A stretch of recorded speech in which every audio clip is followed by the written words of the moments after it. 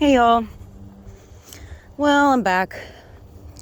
Kind of wanted to talk a little bit about, I don't know if y'all ever saw that movie Fallen with Denzel Washington back in, I think it was like 1994. I don't know, everybody and their mother's in that movie. Donald Sutherland and James Gandolfini, and also the actor that played Janice with James Gandolfini in The Sopranos, and John Goodman. I don't know, there's just a lot of well-known actors in that movie. But what's interesting about that movie is, there's a serial killer and he's put to death in the gas chamber, and, before he dies, he's singing that song, "Time is on my side, yes it is." So he's singing that, right? Denzel's like a cop in the show, and he dies, and somehow, the demon that's in him basically goes out gang-stalking Denzel Washington's character in the movie, right? And one of the interesting things about that show, you'll see his co-workers at the shop there, the police shop, and they'll be either whistling that tune or singing that tune, and the demon kind of like jumps from person to person, demonic gang-stalking. And I don't know if you guys ever experienced anything like that, but I have. I've noticed, a lot of stuff. Like I got in a big fight with the big boss at the company on Tuesday at 7 a.m. It was pretty awesome to be yelling at people at 7. But it's like when you're like a respectable, kind person at heart and you want to get along and you just want to do good in this world, it's like there's always someone coming to kind of attack you, and it's weird because it's even out of character for what has happened to happen, because my boss quit, so the big boss called me to ask me if I was going to quit, and I was kind of like, we're losing so many people, do you know why? And he kind of is trying to smooth it over, and I was like, no, the reason why people are leaving is because every time some of us low-level people who are doing all the work ask for help, every time we ask for help, you just hire a new exec or a new VP to tell us what to do instead of actually hiring someone to help me, right? And it's not just me, because, people call me. I don't know, sometimes I get like 50 phone calls a day. It's insane. One reason why my job's so stressful, because not only doing math, but I got to talk to everybody, and people will call me. They're just as overwhelmed as I am. In fact, we lost a project manager and a senior project manager on a job while it's being built. I've never seen such a thing happen, right? And you would think that the people above me might have a clue and ask them, because people are nice when they leave. They're like, oh, I got an opportunity for more money. And I just told them straight out, no, people are not leaving for new opportunities. They're leaving because, lean and mean has gotten too mean, right? When you want to run a company lean and mean and you make every person there not just do one person's job, but when it gets to where you're doing like 10 people's jobs, and that's kind of the situation I was in since like December of 2018. And, I asked for help. I told them, because it was just me and my boss. And I said, there's only 2 of us and we're doing the best we can. But, we're 2 people trying to do the work of 10. And there's only so much that can be done. And, especially done correctly. And, you don't want me to leave a 0 off and lose us $1 million, right? You don't want me to be so stressed out that I don't have time to even check anything I'm doing, because it could cost you millions of dollars. So, and then he's like, oh, we didn't have the money to hire anyone. Yeah, but if you hire someone that's a VP that's making twice as much as I do, right? If they're making $300,000 and I make half of what they do, why didn't you just hire 2 of me? So I don't know, it's like crazy, and he's telling me you need to be more resilient. Really? I mean, I don't really know anybody. Who do you know that's more resilient than me? I mean, I come to work, I'm in pain all the time. I work 9 hours every day, and then on the bad days, who knows how long I work, right? I always work until I get everything done. And I try not to complain, but I do voice concern sometimes that, look, if you want more out of this department, you got to give us some help, right? And, you just kind of get gaslit. And it's weird because it just happened with my mom a minute ago.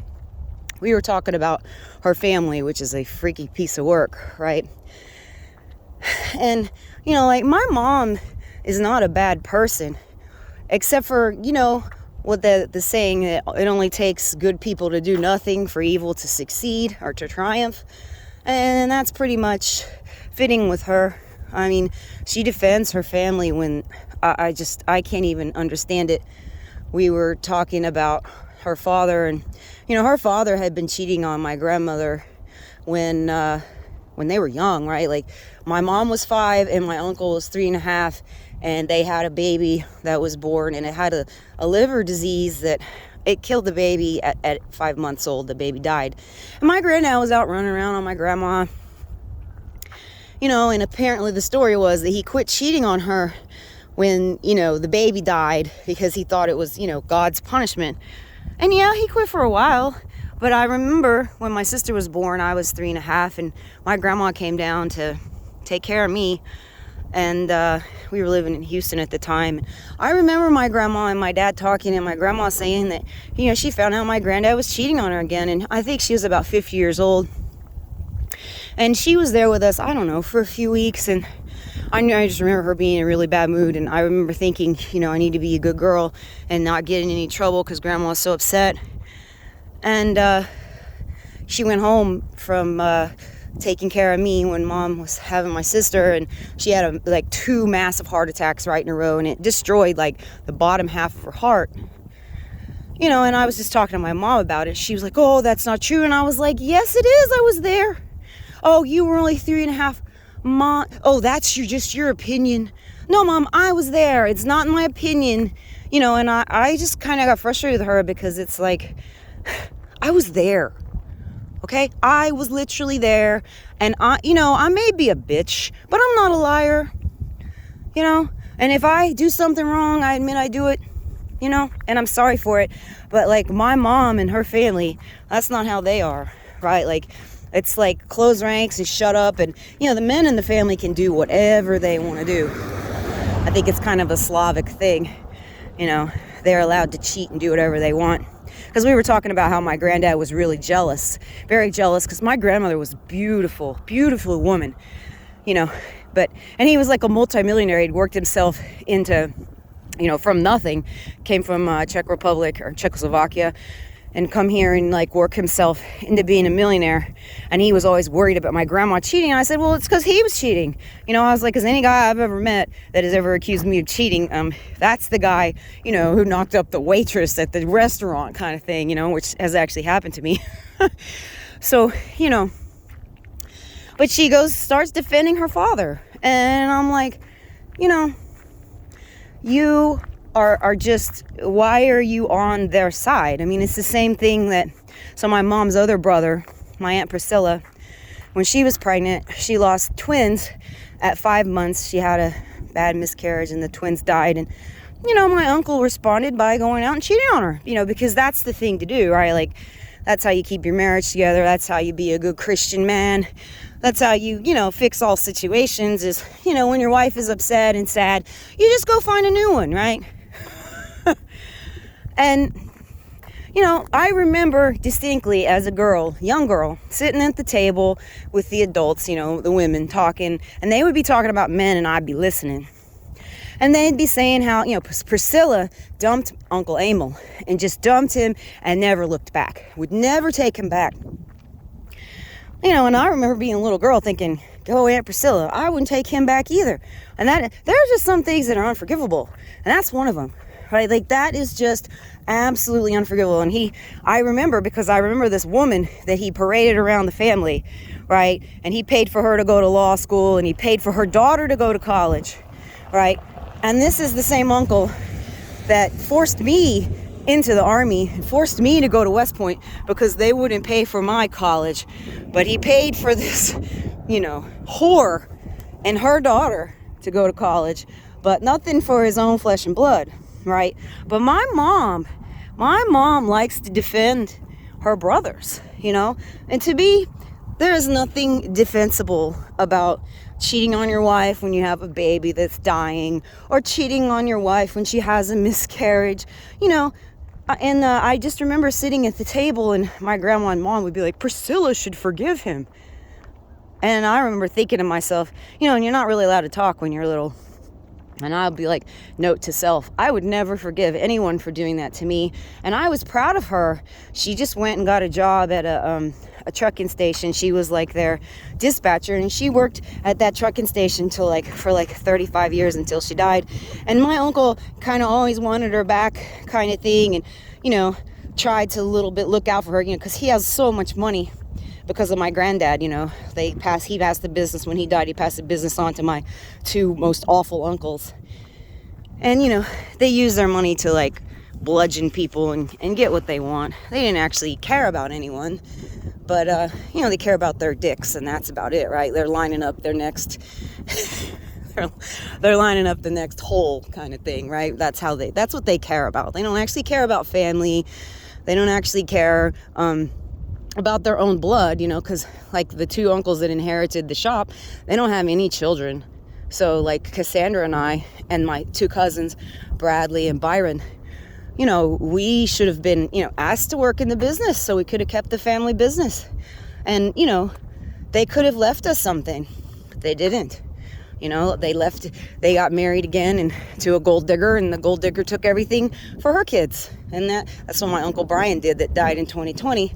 And he had promised my mom, because he's the one who forced me into the Army and got me hurt in the first place, right? Got me hurt and nearly killed me. Except for, when I got hurt, they didn't offer to pay for any of my medical bills, and I had to pay for everything myself. And then they wouldn't even have missed the money. That's how rich they are. I mean, they have a top fuel dragster, and freaking spent $2 million to build the car of the year for one of these car magazines, a Camaro, back in 1998. They had so much money that they could waste, but they wouldn't even help their own flesh and blood when it was their fault I was hurt in the first place. I would have never, ever gone in the Army. Ever. And he had promised my mom many years ago that he was going to leave me and my sister $1 million apiece. And of course, he married this woman after he got Alzheimer's disease, and the family did nothing to stop him. He was mentally incompetent. He didn't even know where he was. He got lost at the ring store up in New York, where there's a special diamond store that our family uses, and he got lost. He didn't know where his car was in the parking lot. He was that demented, and they still didn't do anything, to protect him from marrying this woman. And this woman that he married, she kept him drugged up with 25 different bottles of pills. He used to fall asleep at the lunch table in his mashed potatoes, head down into the mashed potatoes and gravy, would have drowned if someone hadn't have saved him, kind of thing. And I saw it happen over and over again. So he married this woman that, as she marched him down, like 2 weeks after they got married, marched him down to the lawyer's office, changed the trusts, left everything to her and her children, and stole everything, and then kept my uncle drugged for the next 5 years of his life, right? And he tried to escape and was saying, my wife is poisoning me and keeping me behind closed doors, and she pressed charges against him and threw him in the nursing home, and then he had a heart attack and magically died of Hoaxid-19. I mean, this this is what my fucking family is like, right? But then that's what is so disappointing, is the good people in the family, they defend this, right? They want to pretend that it never happened, and I don't know, they want to remember these people as good people, and they're not. I don't know, I look at it like this: you need to remember the bad. You need to remember the bad about people, because the bad things that people say to you and the bad things that people do to you, that tells you about their character, right? When they lie, when they hurt you, and I'm that's their real true character. That's who they're really being. And when they're being nice, they're just doing it to get whatever they want out of you, And this whole world, I don't know, we seem to have, the real epidemic, the real plague of this world is narcissism and mental illness. And maybe this is even, like I was comparing with the movie, like demonic gangstalking, right? Because even pretty good people can just be instantly filled with this idea that, I need to defend the demonic behavior of other people, right? And they gaslight you and make you seem like, oh, that's just your opinion, or, oh, you were only 4 years old, so what do you know? I remember everything, unfortunately. It's like a fortunate thing or an unfortunate thing to remember it, but I remember everything, especially stuff that was important, because I was always taking notes in my head, trying not to get in trouble. I mean, when you're a little kid, maybe if you're like a safe little kid, you don't remember everything. But man, when you're like me and you're on high alert all the time because, you never know when you're about to get stripped naked and beat with dowels and all the other stuff that my father would do. I mean, living with my father was like living with a bottle of nitroglycerin or a stick of dynamite. I don't know, they used to talk about nitroglycerin all the time in the movies in the 80s when I was a kid. And that's why I say that. There's some reason, because it's very explosive. But I always remember thinking that, that's just like my father, right? You never just know when he's just going to fucking explode and lose it. And I don't know. I guess sometimes I act like him. I don't know. Not like him, though, like where it's just random and for no reason. But man, I can get angry. And that's another thing. So, like, I got mad because my mom is defending her family. And I got mad and I was just straight up, oh, there you go, getting angry again. Because you're so much more superior to me because you keep your cool while you're gaslighting me, right? While you're telling me I'm crazy. You're telling me I'm crazy and that, my memory isn't correct and that none of this stuff that happened that you want to just sweep under the rug. You just want it to go away and pretend like it didn't happen. I'm the bad guy. Right? I am the bad guy for calling out bad behavior. I'm the bad guy because it fucking pisses me off that, we want to pretend that these people were good when they weren't. And that's why evil keeps going, because people don't want to stand up. And in fact, we were just talking before that, people don't want to hear the truth. Exactly. And people don't want to hear the truth. They shoot the messenger and they wonder why the world sucks. I don't know. I just feel like if families can't even get along, what kind of future does that hold for the rest of us, in terms of friends getting along and the world? And I don't know. It's such a strange place, such a strange time. We got a new scariant out, the moronic scariant. And there's people going to believe this, right? And those people are going to gaslight the rest of us who have a brain and know what wrong is, right? It's the same situation like I'm seeing at work or I'm seeing at home, where you're trying to do the right thing, you're calling out what is evil, you're trying to fix things. And instead of, being treated with respect, you're just told that you're the problem. If you would just be a little more resilient, or if you would just forget what you know to be facts, or if you would just need to be more forgiving, Lorna, more forgiving. Forgiveness is for chumps. I don't forgive people who aren't sorry. And I guess that makes me a bad and angry person, but I don't care.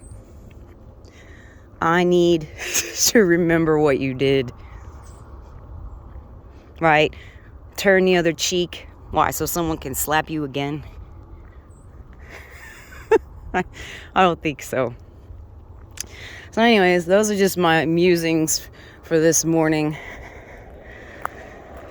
I don't know. I really should probably quit this job. And I would have quit. I would have quit last summer when they deleted all the work that I had on the computer. didn't even bother to ask me, why I had files saved that said do not move, because if you touch these files, you unlink my drawings, and then I have none of my work. And, how hard is it to relink 6,000 drawings in one project alone by yourself, individually? It would take me years.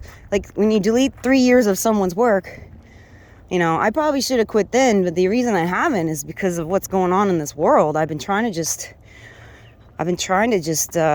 maintain what I'm doing, working from home, and my health is better from working from home, even though so much clownery going on. My health is better, and, I was trying to keep that. That's why, because usually, I don't know. The thing too is like wherever you work, you experience this. Usually you start out somewhere and everything is fine. Then comes somebody singles you out. Usually what happens to me, someone singles me out, to just fuck with me. It happens everywhere I go.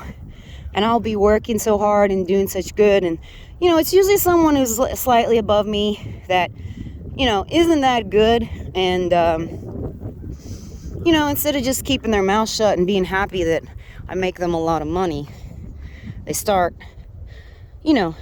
chipping away at me, and they start shooting little arrows at me and, trying to mess with me. It's like the whole gangstalking thing.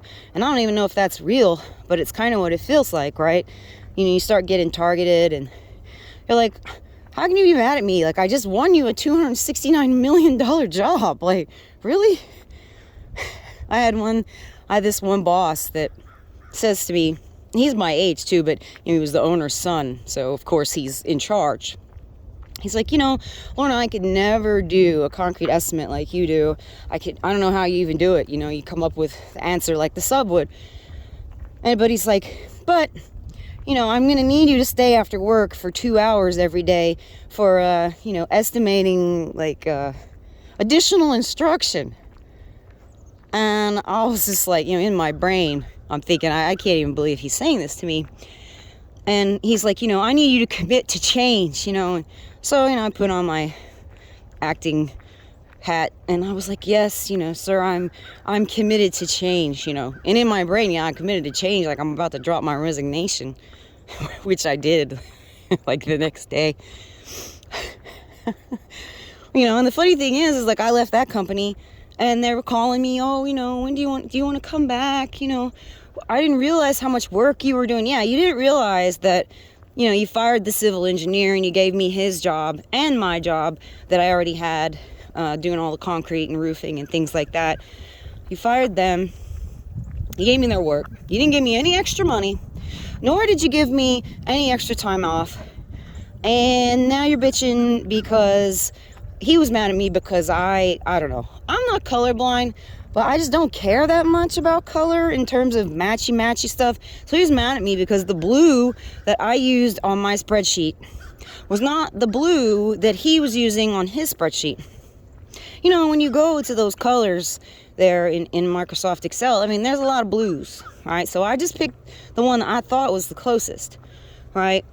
And obviously, to me, I care about, is there enough money to buy this job?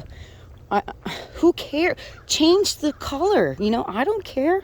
I don't know. It took me 10 minutes of staring in this meeting we had with all of our stuff up on these big screens for me to realize, oh, okay, that isn't the same color blue. Because looking at looking at it just quickly, I thought it was the same. But this is, the kind of stuff that, picky. Does it really matter? Is there $10 million there for you to buy the concrete? That's what you should be worried about. Is there $3 million for the roof? Okay, But, everywhere I go, that's the thing. So one of the reasons I stay at this place, so when I was at the other place before I came, I had this boss that was a literal mental patient. He not only was always yelling about stuff, which, my father was like that, so I get it. But, he got to the point where he was asking me all the time, what's the best way to hang yourself? Kill yourself. what's the best way to hang yourself? And, at the time, I was in a lot of pain. And it got to the point where I felt like he was almost saying it, to almost egg me on, right? Because he knew I wasn't feeling well. And he's like 60, and he had a girlfriend from the Philippines who's 20. And he wonders why his life is stressful, because he's paying for her and her boyfriend and the entire freaking village to live, kind of thing. And he's too dumb to know it. But so when, that kind of stuff would happen, it would kick off and they'd be fighting at work, from the Philippines, and he would start being mean to us and asking me what's the best way to hang yourself. So like the last week before I started looking for another job, he asked me on Monday, Wednesday, and Friday, what's the best way to hang yourself? And on Friday, he had been screaming at me, telling me, he was the firing authority at this company. And I mean, I didn't even do anything wrong. That was the craziest thing. Like another guy had made a mistake and said I was wrong. And I went back and checked, and the other guy was actually the one who made the mistake. And, I didn't rat the guy out, but I told him, look, we don't have a problem with the masonry. The amount of the 20,000 square foot that I carried, that's how much masonry's on the job. We are fine.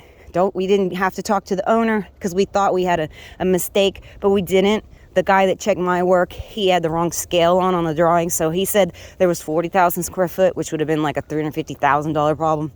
But we didn't have that. It was just a mistake, and an internal mistake. It never got to the owner, so it wasn't a big deal, right? But he's screaming at me in front of everyone too. Screaming at me, saying, I'm going to fire you and blah, blah, blah. And I was like, okay. I just said it nicely. I said, I don't have to work here if you don't want me to. I can leave. I said it like that, and I was kind of sad because I was like, why? Why is this happening again? Like, if you don't want me here, I will leave, And then that made it even madder. And then, I don't know, he went storming off back into his office, and then he called me in like 15 minutes later. Calls me in there to show me pictures of people hanging from nooses. Literally, and being like, do you think that one is real? Do you think that one's real? Do you think that you have to, hang yourself with a chair and all of that? And I was like, no, I mean, you really, I don't know. I was so mad at this guy. I don't know. If demonic gangstalking works, maybe I was the one who was possessed by the demon at that time. But I told him how to hang yourself over the door. I was like, you don't have to go crazy. You can just do it over the door. Because I was so mad at this guy, because he was just so, I don't know. So that was my dark moment of actually showing him how to do it at work. But after that, this was Friday night. Immediately after that, I called the recruiter and I was like, get me out of here. So this next company, the one that I work for now, of course they want to know why I was leaving the biggest general contractor in New York City, right? So the place I was working at was huge. It's the biggest one there. And, why would you want to leave that place? And I don't know. I said to him, well, do you want the truth or do you want a well-crafted lie? And these guys were like, we want the truth. So I told them about, Mr. How do you hang yourself best? And they hired me anyways. A lot of people with the toxic positivity movement we got going on these days, right? Like if you're in a bad situation, they kind of blame it on you, right? Gaslighting. So I had loyalty, especially to my boss, the one that just quit, for saving me, from this guy. So that's one of the reasons why I stayed so long, because I have loyalty, because I was grateful that they hired me, even though I was in this bad situation. And I wanted to do a good job for them. But I just noticed that if you really are a good person, you're really gonna experience a lot in this world, and people that you think are good are gonna turn on you. I mean, this guy I was fighting with on Tuesday, he was even quoting the Bible to me, because as if he knew that I'm kind of a spiritual person, and I try to be a good human being, I try to follow commandments. I try to be, as good as I can be, as long as I'm allowed to be. It feels like, I feel like some people just won't allow you to be good, and maybe that's an excuse I'm making for myself, but that's how it felt. But yeah, like they're even quoting quoting the Bible to you and, trying to just, I don't know, maybe the word gaslight is used too much these days, but that's what it felt to me. Like, you're trying to make me seem like I'm crazy, telling me you don't have enough money to hire someone when you're hiring people who make twice as much as I do, right? So, I don't know. I was like, do you think I'm stupid? I don't know. I said some stuff I probably shouldn't have, but I'm in a position where, there's only 2 of us left, right? Like, they just hired a new guy who's a friend of mine that I've been trying to get hired for like a year and a half. A friend of mine from Russia who's a mechanical engineer, and he's freaking brilliant, and he actually approached me about working for us, and I was like, of course, send me your resume. Oh my God, please come help me. I wanted someone there who's smart, someone smarter than me, someone I can ask questions to, and I can help him with his English, because that's about all the help he needs probably, But so finally they got someone there really smart, and I was hoping that things were going to get better. But, one of my friends was asking me the other day, Lorna, why do you stay in this abusive situation? And, there's a couple reasons. One, because of how crazy the world is. Number 2 is I had loyalty to my boss that quit, and also to this guy, the big boss that I got in a fight with. He was one of the people that hired me too. And it's just, I don't know, I had my like et tu brute moment the other day that, this person is stabbing me too. Anyways, I'm sure that you guys have all experienced things like this, and probably even worse. I know I have friends that have actually had worse lives and worse things happen, so I do need to be grateful for what I do have. And I don't know, I'm kind of grateful that for some reason I'm able to kind of stay pretty sane even though things go crazy. In fact, whenever things go crazy, I just kind of come out and go walking in the middle of nowhere and try to, I don't know, nature is one of the only things that makes sense anymore, All right, y'all, have a good day. Bye.